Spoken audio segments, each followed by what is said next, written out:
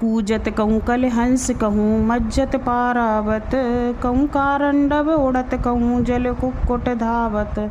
प्रस्तुत काव्य पंक्तियों में भारतेंदु हरिश्चंद्र जी ने यमुना जी के जल में विहार करने वाले पक्षियों की सुंदरता का मनोरम चित्रण किया है।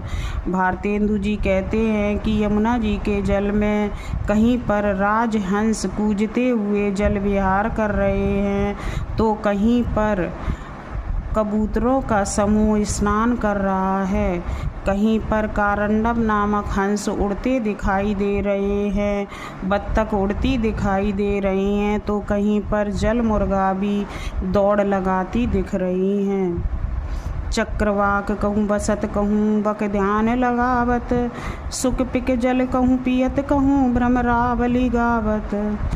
कहीं पर चक्रवाकों के जोड़े जल विहार करते दिख रहे हैं, तो कहीं पर मछली पकड़ने के लिए बगुला एक टांग पर ध्यान लगाता दिख रहा है। कहीं पर तोता और कोयल यमुना जी के जल का पान कर रहे हैं, तो कहीं पर यमुना जी के जल में खिलने वाले कमलों पर भौरों की पंक्तियाँ गुनगुन करके गान कर रही हैं। कहूँ तट पर नाचत मोर बहुरोर विविध पक्षी करत, जनपान निहान करी सुख भरे तट शोभा सब जिय धरत। कहीं पर यमुना जी के तट पर मोर नाचते दिख रहे हैं और कहीं पर अनेक प्रजाति के पक्षी बहुत कलरव करते दिखाई दे रहे हैं।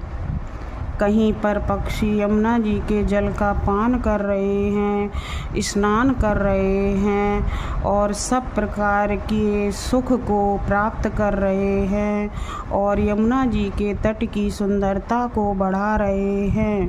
भारतेंदु हरिश्चंद्र जी कहते हैं कि यमुना तट की उस सब सुंदरता को मैंने अपने हृदय में धारण कर लिया है। प्रस्तुत काव्य पंक्तियों में अनुप्रास अलंकार है, शांत रस है, गुण माधुर्य है, छप्पय छंद है।